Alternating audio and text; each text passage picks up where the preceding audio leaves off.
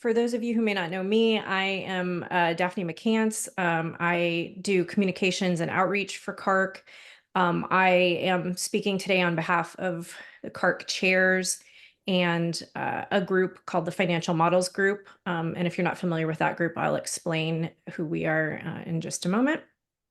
We're here to talk about CARC's plan to transition to becoming a nonprofit organization. We've done a fair amount of communication about that, so hopefully the fact that this is happening at all is not a big surprise to anyone. And here's a little bit about what we're going to cover today. We are going to talk about obtaining nonprofit status and what that means for CARC. And then we're going to also talk about the CaRCC Transitional Board, what responsibilities they have and how that board will be composed. Then we'll talk about the nomination process for the Transitional Board and the election process for the Transitional Board. And then the sort of overall anticipated timeline for how all the things that we're talking about today are going to happen. And then at the end, we're going to allow plenty of time for questions from the community.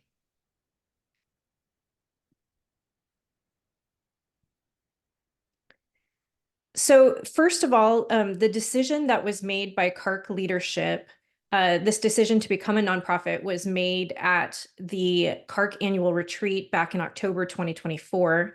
The decision was made by the CARC chairs and advisory group leadership. The things that were decided was that CARC will take steps towards moving to become a 501c3 nonprofit organization. If you're not familiar with what a 501c3 nonprofit organization is, don't worry, we're going to go into that briefly here in just a moment. CARC will also form a transitional board in preparation for this change. And the transitional board will work towards obtaining a short-term fiscal sponsor until CARC can complete becoming its own 501c3 nonprofit organization. If you aren't familiar with what a fiscal sponsorship is, we're going to explain some of that here in just a moment as well. So first of all, you might be curious as to what informed this decision. This decision was made based on some recommendations that were made to the chairs and advisory and steering committees by the Financial Models Group. The Financial Models Group is a subgroup of the CARC Logistics Operations Group. This group was formed in response to an action item from the 2023 CARC annual retreat. Here on this slide, you'll see a list of members that have contributed to this group. Not all of them have continued to contribute, but these are the folks that have contributed at one time or another over the course of the last year or so as we've researched the different options for CARC as it's moving forward. CARC has continued to grow and our groups and activities are becoming larger and more complex. The need for CARC central administration, communications, technology, and tools has grown beyond what can reasonably be managed by volunteers alone. As you can see by this chart, we've continued to grow rapidly, and we are almost to 2,000 members today. With that growth comes overhead costs. We have more need for central administration and more software needs. We have just more groups, more complexity within the groups, and all of that requires more help and support for CARC at the central from within the central organization. We want CARC's members to be able to continue to participate in CARC, doing activities that they find valuable and that relate to the RCD profession, more so than spending a lot of volunteer time supporting the organizational structure of CARC. Thus far, CARC has been able to get by with some grants from the NSF and some informal support from partner organizations such as University of Utah and others. But this is not a sustainable model for us as we move forward. CARC is at an inflection point due to our continued growth. And one of the problems with CARC not having an official legal nonprofit status is that there are certain things that we're not able to do. We are currently not able to enter directly into agreements with our partners or open bank accounts, apply directly for grants. We have to do that through partner organizations. We cannot collect or solicit funds or directly hire or pay employees. During the process of looking at what the group believed that CARC should do for the future, we reached out to and consulted with several peer organizations in the community. You will be familiar with many of these. CASC and RDAP are 501c3 nonprofits. So we spoke to their leadership and they were able to give us some really good information on how they got started and on the benefits and challenges of pursuing 501c3 nonprofit status. USRSC and the Carpentries both use fiscal sponsors, although the Carpentries is moving now to become its own 501c3 as it has grown. They cited the reason for that as being that it is becoming more cost effective for them to be their own 501c3 than to continue using a fiscal sponsor. So what is a 501c3 nonprofit? The main thing to understand is that it is a federal tax exemption status that is granted by the IRS. A 501c3 nonprofit is an organization will qualify for 501c3 status if it is run for religious, charitable, scientific, literary, or educational purposes. So obviously, CARC fits these criteria and meets the requirements for 501c3 status. It also has to have a defined mission or charitable purpose, and it must be structured to benefit the public or its members and not employees or the board of the organization. Some advantages of 501c3 status. It would give CARC the ability to fundraise and earn income without paying federal or state income tax. It would give us the ability to receive both public and private donations and to receive most grants directly. Private donors would also be able to deduct their donations from their taxes. Other advantages, we would be able to have paid employees and offer fringe benefits. It gives the organization formality and structure. It provides protection from personal liability for CARC's leadership and board members. And it would also offer various government protections, such as the relief that many organizations received during the coronavirus epidemic. So why use a short-term fiscal sponsor? A fiscal sponsor is an existing 501c3 organization that extends its own tax-exempt benefits to others for a fee. Why this is beneficial is that an agreement can be entered into more quickly than obtaining full 501c3 status. That would give CARC the ability to accept tax-deductible donations, charge fees, and receive grants prior to receiving our own 501c3 status. The sponsor typically is also responsible for filing documents and managing paperwork, so it does take some administrative burden off of CARC. The sponsor also assumes legal liability for proper management of the funds. So if fiscal sponsorship is so wonderful, why would we not choose to use it indefinitely? One of the reasons is that perpetual administrative costs run between 10 and 15%. And the IRS also requires the sponsor to have complete discretion and control over the funds, which means that entering into a relationship like this requires a high amount of trust between CARC and any fiscal sponsor that we would choose. We would then also have to learn to follow the processes of the sponsor organization, which can be constricting, as we learned from some of the organizations that we spoke to, peer organizations we spoke to who use fiscal sponsors. CARC will, the plan at the moment is that CARC will start with a fiscal sponsor with a longer term goal of becoming an independent 501c3 nonprofit. To that end, CARC has also decided to form a transitional board. And we'll talk now a bit about the responsibilities and composition of that first transitional board. So first, why do we need a transitional board? The reason is because 501c3 nonprofit organizations are legally required to maintain a board of directors and adopt a set of formal bylaws. The transitional board will have the power to enter into legal agreements and sign up for partnership with a fiscal sponsor on behalf of CARC. Right now, CARC doesn't have a group that has the power to enter into legal agreements in this way.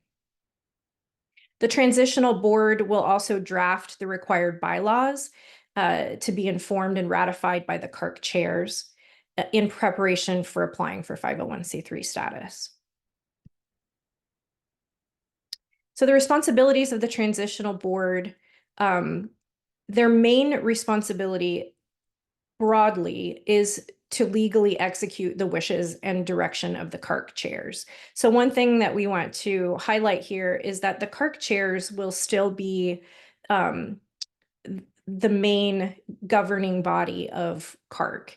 They will still make the decisions and provide leadership to the board. The board, however, will be the legal entity that will take action on behalf of CARC.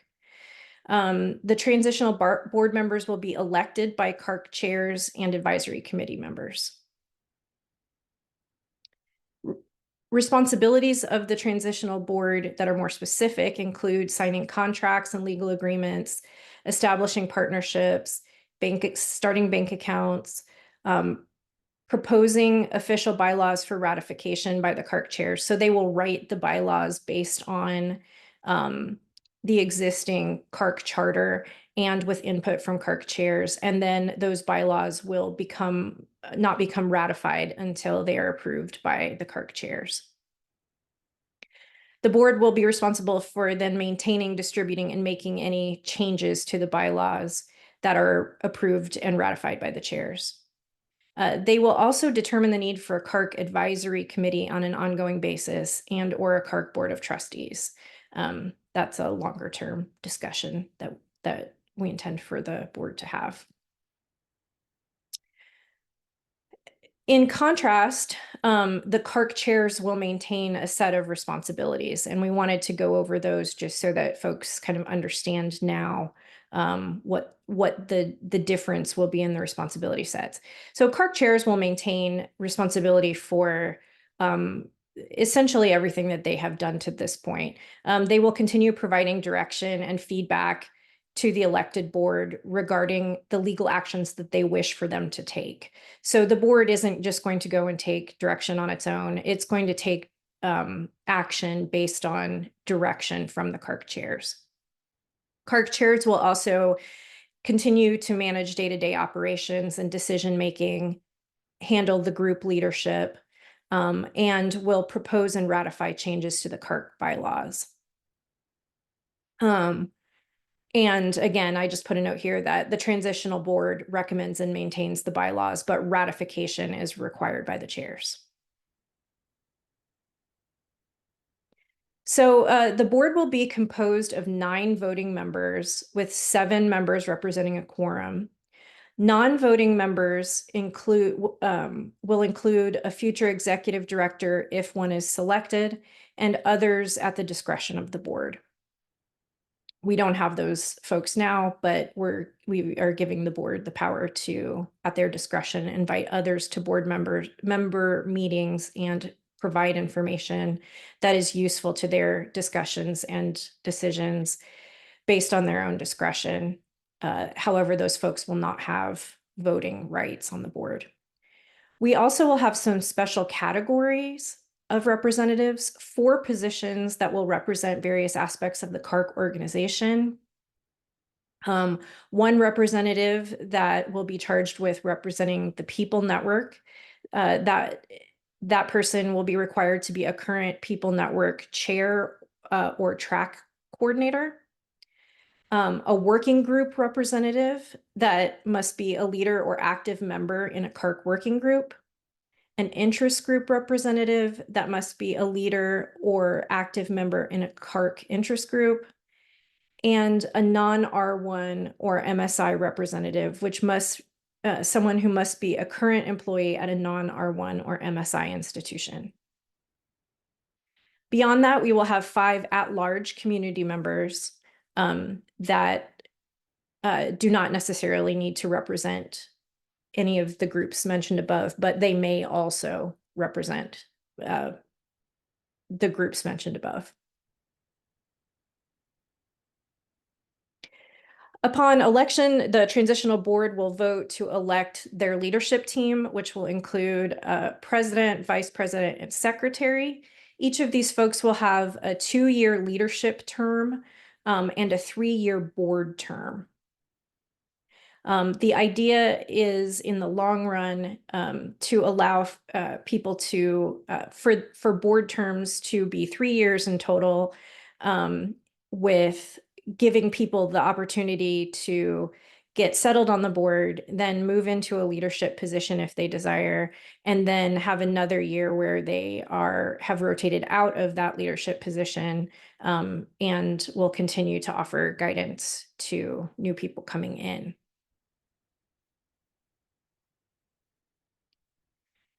Terms for the transitional board will be a bit different than what we view it in the long term. The reason for this is that we are trying to prevent the problem of having all of the board turn over at the same time. So we are going to start with staggered terms, having 3 members each serving 3-year, 2-year, and 1-year initial appointments. The length of terms for each member elected will be determined based on whether the person is serving in a leadership role, and then beyond that by the board member's own preference. And then if we need to, we will go to a randomized selection, a randomized drawing for the assignment of who will be serving 3-year, 2-year, or 1-year appointment. After the initial terms, members will be elected to 3-year terms, so that roughly a third of the board is up for election each year.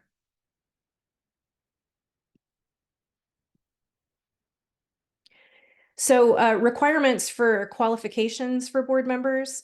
Candidates must be actively involved with CaRC in at least one capacity. They must be involved as a People Network track leader or network leader. They must be a member of a working interest or operations group, or they must be involved with a CaRC steering or advisory committee, or they must be an active volunteer in another CaRC initiative. So the point here is that we want to make sure that folks that are nominated are actively involved in with CaRC in one or more capacity.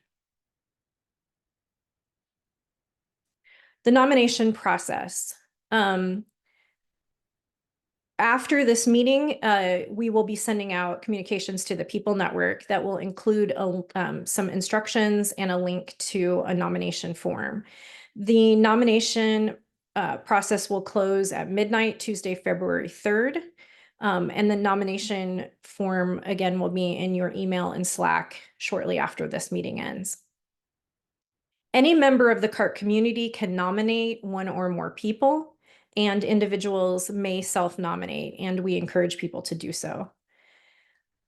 Those nominated by other people will be contacted and asked if they to accept or decline the nomination using the same form that there's just one form to do all of these actions. So people can go to the same form and it will walk you through that process to accept or decline a nomination made by another or to self-nominate. All nominees will be asked to provide a candidate statement. And self-nominees will be allowed to obtain 2 outside references. Those references will be collected using, again, that same form. Those nominated by another will be able to solicit 1 additional reference beyond the person that nominated them, and the person that nominates them will also be invited to write the same reference statement as the other folks do. So moving on to the election process. At the close of the nomination period, candidate names, statements, and references will be shared with eligible voters.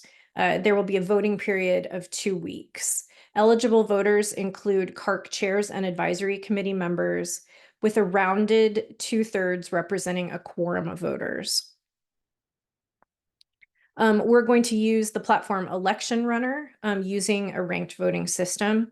The voting platform will be set up and maintained by non-nominated individuals. And it will be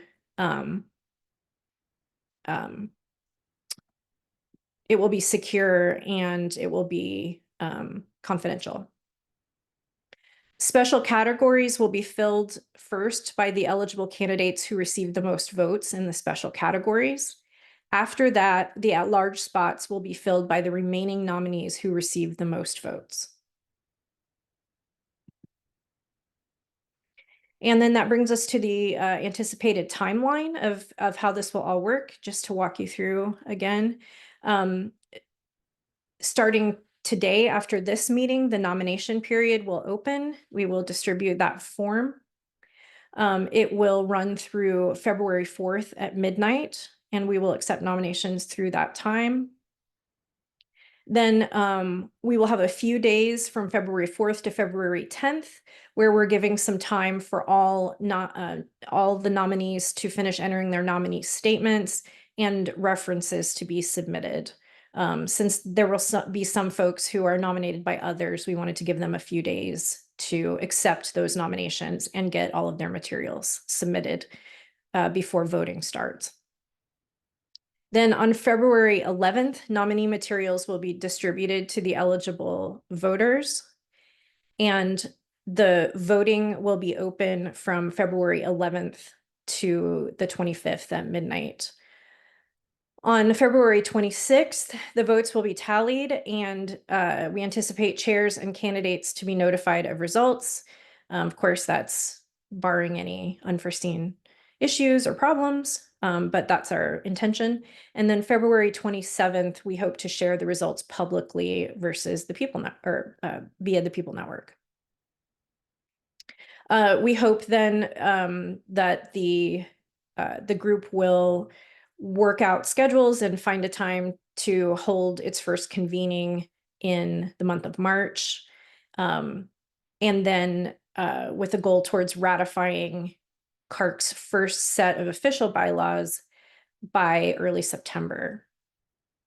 And then another goal is before the year's end that the new board would identify a fiscal sponsor, and have an agreement in place.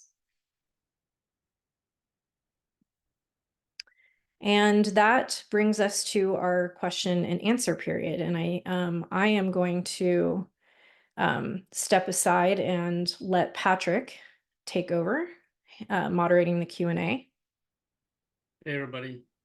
Daphne, you want to leave that slide up, or you want to go back to gallery view? I can.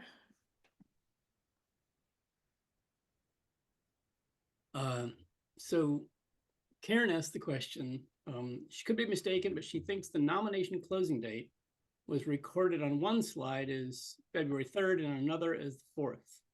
Both of them cited midnight. And we verify whether the nomination period ends on 2/3 or 2/4 at midnight. Perhaps we should specify 11:59 p.m. so that we're clear.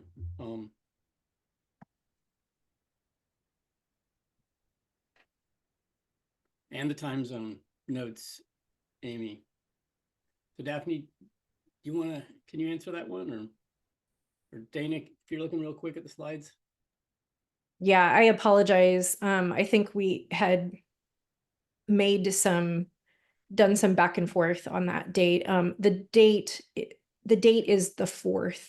Okay, so the 4th at 11:59 p.m. Eastern. Eastern. Okay. And then we have another question in the Q&A. How often will the board meet, or will that be for them to decide? That will be for them to decide. I mean, I think we were trying to leave a lot of things up to them, get the right people in place and let them figure out how to move forward.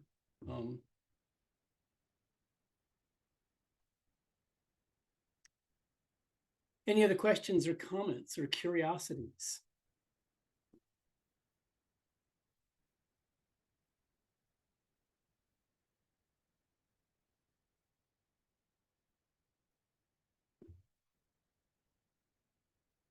Amy just has a comment in the chat. It's amazing. Thanks for everybody's great work to make this happen.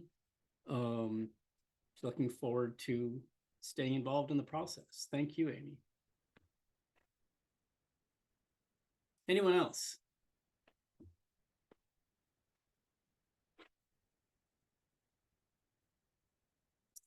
I'm going to gather that Daphne's presentation covered everything. Jen Shop from the chat says, so CASC has funding from members. Will CARC look to do something similar? Who wants to tackle that one? I think, well, I will, just because that is something that is out of scope for this group, right? It's for the transitional board to start thinking about, because that question's come up a lot, and it continues to be a discussion, but it's something that we wanted to set up. This group's work was to set up the path to get where we make those types of decisions. And I think, I mean, I'm happy to share my opinions on them, but it's not really part of where we are right now. One thing I will add is in all of our discussions in the chairs groups, the chairs have made a point to drive home that CARC is not looking to ever remove having a free membership of some sort or another. Lauren, did you want to jump in on that? Yeah, thank you. I was going to add that when I've been a part of conversations, primarily amongst chairs, for example, at our annual retreat, we've heard Dana's point that there will always be a free option, and that even if there is a minimum, there would be an exception made, but also that we'd probably do well as an organization to consider options where people can donate more than the minimum membership amount if they'd like to, and have other mechanisms for donation besides just for members.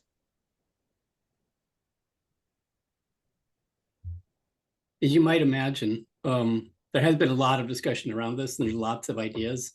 There will be a chance to contribute ideas as well. And so if you have strong feelings about virtues or drawbacks of different models, you'll certainly have a chance to chime in on that.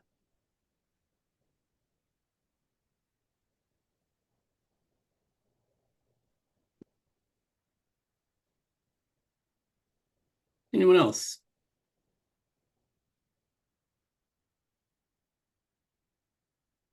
Are there other things folks are interested in hearing about with the process or anything else?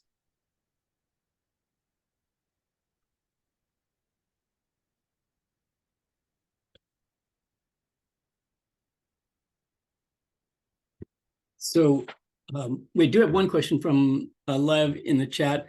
To clarify, CARC members are individuals or institutions?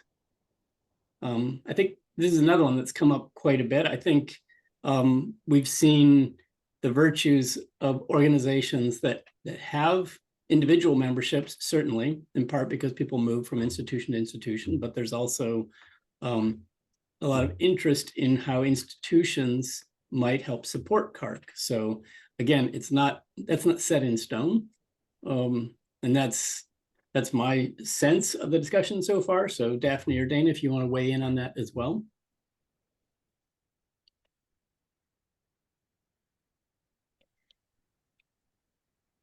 Yeah, I think this is still kind of like, for instance, just an example issue that's been raised during these conversations is that individuals aren't always at an organization that's a member. Again, to me, having solely institutional memberships is a barrier to entry for individuals. But that, on the other hand, they're also not mutually exclusive, right? There's potential. None of this has been decided, by the way, right? These are all just ideas that everybody that's had these discussions has brought up along the way. Again, it's really for the board to start the path toward being able to make those decisions in a way that we can move, sustain this organization into the future. I would note, echoing a little bit, Scotty adds to the chat that one model to consider is that individuals are members and institutions are partners. A lot of variations on this have been explored a bit by Daphne and the Financial Models Group. And there's certainly a fair amount of discussion and thought that will be given as input to this group that they can consider. But yes, Scotty, that's certainly one of the options to think about, a distinction between membership and support. And something I'll add is that currently, CaRC membership or our implementation of it is for individuals with no fee, but you can join the People Network list. You can sign up for CaRC without, I believe, joining the People Network lists at this point. But that is for individuals. And there has been in our prior conversations, as Patrick indicated, a strong desire to maintain CaRC as an organization that has individual members, but where we would consider, as an example in Scotty's comment, other opportunities for organizations to contribute and be involved, which is the current state, just not as formalized, given that we're not a legal entity. Yeah. A related discussion that sometimes winds some people up is what kind of institutions are appropriate as partners or supporters, and how broadly do we consider our community when we think about membership? Is it just higher ed? Does it include not-for-profit who aren't in higher ed, like labs and things like that? Does it include industry folks who are doing something that looks a lot like RCD? So these are all things that we'll consider as an organization and keep talking about. And Dana notes, I'll just echo it in case people like sound as much as reading, that those of you who've thought about these sort of things or want to have more of these discussions, please consider nominating yourself for the board. And if you have any hesitation about that, remember that the list of folks who are on the board will be public. And so you'll have more than, certainly have the chance to just write to them and say, hey, I think this is really important. Please consider this.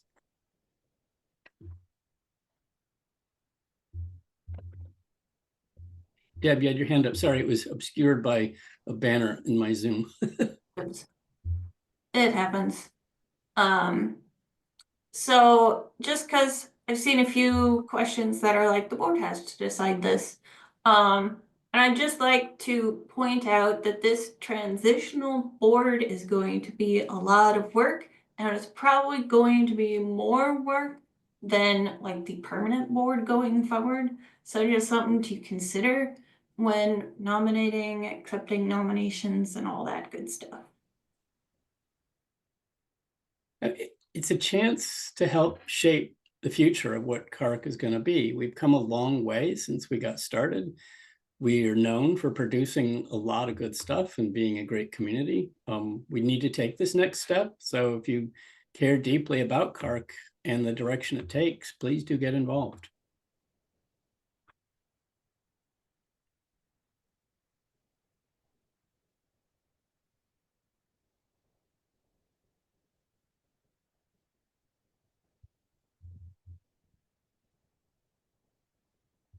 Seeing a few just feedback things on some of the questions, but no new questions. Oh, sorry, I missed one. Amy asked before she left, will there continue to be an advisory group, or is that to be decided by the board? And I think it was answered already, decided by the board, but yes, I think the idea is we don't need two boards. Once we end up with a permanent board for the organization, that will be the sort of governance and advisory group for CARC. Not, sorry, that's overstepping. It's not all governance. It's there's certain aspects of governance in a nonprofit that have to be handled by the board. Most of the decision-making of any kind of operations and things like that will continue to rest in the hands of the chair's leadership team.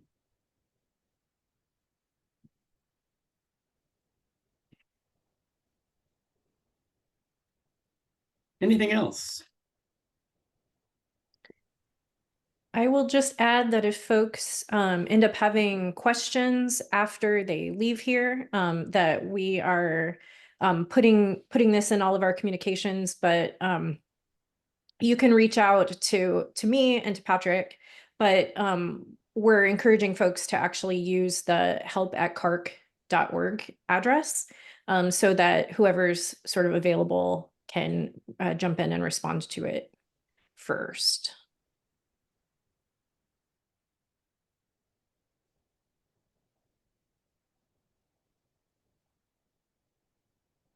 Well, if we don't have any other questions or comments, we can probably gift people back some time. We'll keep it open for just a little bit longer in case somebody's thinking about how to phrase something, but I see some folks are moving on. In any case, thanks everybody for coming and participating. We do hope that those of you who have the time and can really help shape this will consider nominating yourself, or if there's someone else that you think would be really strong, nominating them.